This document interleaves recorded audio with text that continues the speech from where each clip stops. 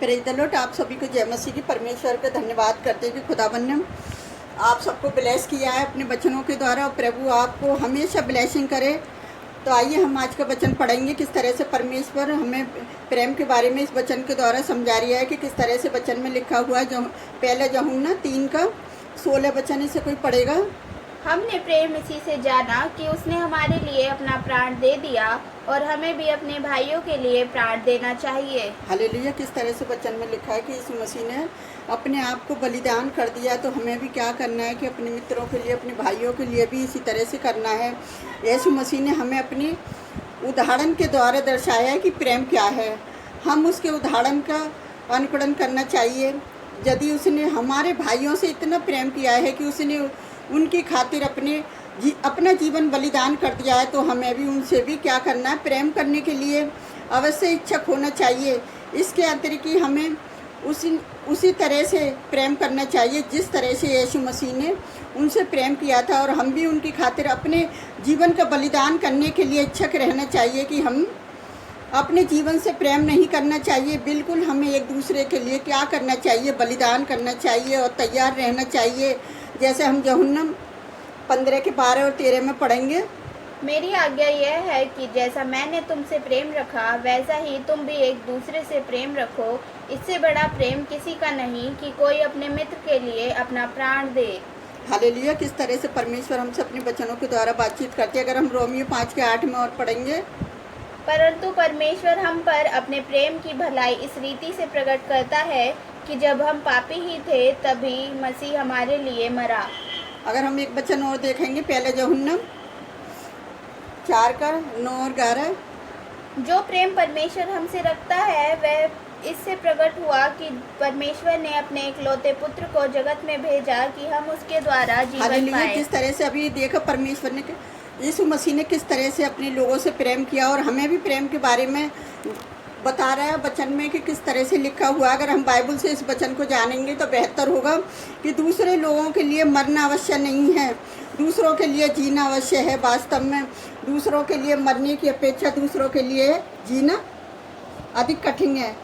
तो हमारा परमेश्वर, जो हमारा सच्चा प्रेम हमारे हृदय में उत्पन्न होता है, ये हमारे भीतर से नहीं आता। ये सच्चा प्रेम हमेशा कहाँ से आता है? हमारे परमेश्वर पिता से प्रकट होता है, जो कि हमारा परमेश्वर पिता प्रेमी है, और वो अपने प्रेम करने वालों से प्रेम करता है। जो हमसे परमेश्वर, जैसे अभी 9 में पढ़ा था कि जो प्रेम परमेश्वर हमसे करता है, वही किस प्रकार से करता है कि परमेश्वर ने अपने इकलौते पुत्र को इस जगत में भेजा कि हम उसके द्वारा जीवन पाएँ। तो मेरे प्रिय भाई बहनों, जिस तरह से आपको और मुझे जीवन मिला है यीशु मसीह के द्वारा, तो उस जीवन को हमें क्या करना है कि दूसरों के लिए जीना है। कि हे प्रियो, जब भी परमेश्वर ने हमसे ऐसा प्रेम किया, तो हम को भी क्या करना है, आपस में एक दूसरे से भी क्या करना है, प्रेम रखना चाहिए, और एक दूसरे के लिए भी क्या करना चाहिए, अपने प्राण देने चाहिए। तो परमेश्वर प्राण देने की बात नहीं कर रहे कि जिस तरह के तुम सच में अपने प्राण दे दो, एक दूसरे से प्रेम करो, एक दूसरे की मदद करो। जिसको जिस चीज़ की मदद की ज़रूरत है, आप उनकी मदद करो, और आप उनके साथ खड़े हुई है। अगर उनके ऊपर सताव है तो आप उनके साथ खड़े हुई है, क्योंकि इससे बड़ा प्रेम कोई हो ही नहीं सकता। जब मसीह लोग एकजुट होते हैं तो क्या होता है, बड़ी बेदारी आती है, और परमेश्वर की सामर्थ्य काम करती है। जब पहले अगर प्रेतों के कार्य में देखोगे किस तरह से लोग कार्य करते थे, और कितने लोग आकर विश्वासी उसमें मिल जाते थे, और किस तरह से परमेश्वर के नाम को महिमा देते थे। तो इसी तरह से आप बाइबल वचनों से सीखो, और वचन जो भी हमने पढ़े हैं आप बाइबल से पढ़िए उन वचनों को, और परमेश्वर के वचनों पर मनन कीजिए कि किस तरह से परमेश्वर हमें प्रेम करना सिखाता है। क्योंकि परमेश्वर प्रेमी है, वो नहीं चाहता कि हम एक दूसरे के खिलाफ जाए। और आज देख रहे हो जिस तरह से यीशु मसीह से बैर करा, आज इस तरह से शैतान ने लोगों को लगा दिया है, विश्वासी लोगों के पीछे, क्योंकि वो स्वर्गीय के लोग हैं, और वो संसारिक जो लोग हैं, पता है क्या कर रहे हैं, उसे चिढ़ रहे हैं कि ये परमेश्वर के लोग हैं, कितना अच्छा काम करते हैं, तो उनकी अच्छाई उन पर देखी नहीं जा रही, और इस तरह से क्या कर रहे हैं, उनको सता रहे हैं। वो कितना भी सता ले, लेकिन परमेश्वर जो वह महान है, जो अपने लोगों की रक्षा करता है, उनकी सहायता, उनकी मदद करता है। तो मैं परमेश्वर जोबा का धन्यवाद करती हूँ कि प्रभु ने ये सुंदर वचन देकर आशीषित किया। तो आइए हम आप सबके लिए प्रार्थना करते हैं, आप भी हमारे साथ मिलकर प्रार्थना करें। हालेलुया। धन्यवाद करते हैं मेरे राजाओं के राजा, प्रभुओं के प्रभु, आप महान है राजा, आप स्तुति के योग है मेरे जोबा परमेश्वर, जो कि आपका वचन बताता है कि तुम मेरे पास आओ, तुम मेरे निकट निकट आओ तो मैं भी तुम्हारे निकट आऊँगा। तो पिता, जितने प्रेम करने वाले लोग हैं, जितने लोगों से आप प्रेम करती हो प्यारे पिता परमेश्वर, क्योंकि आपने लोगों को चुना है खुदावन, क्योंकि लोगों ने आपको नहीं चुना खुदावन, अपने चुने हुए कि ना ही उनकी सहायता, उनकी मदद करें जो बड़े सताव को सह रहे हैं मेरे जो परमेश्वर। आज एक दूसरे के लिए लोग प्रार्थना कर रहे हैं, आप उनकी प्रार्थनाओं को सुने, कबूल करें पिता।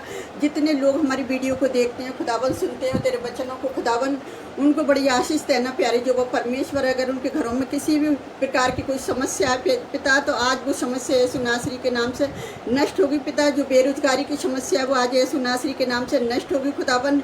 जो बीमारी की समस्या है तो वो आज यीशु नासरी के नाम से नष्ट होगी खुदावन। जो कर्जे की है तब वो आज कर्जे की सारी समस्या नष्ट होगी यीशु मसीह के नाम से पिता। मैं घोषणा करती हूँ हर एक व्यक्ति के लिए प्यारे पिता परमेश्वर, उनकी समस्याओं को आपके सम्मुख लेकर आती प्यारे जो परमेश्वर के हमारे साथ उनका जुड़ा रहना व्यर्थ न जाए, एक आशीष बन जाए मेरे जो परमेश्वर की। जब हमारी प्रार्थना करना व्यर्थ न जाए, एक आशीष बनकर उभरे लोगों के लिए खुदावन। और हम आपसे क्या मांगे मेरे प्यारे परमेश्वर पिता, आप तो हमारे मांगने से पहले ही जानते हैं।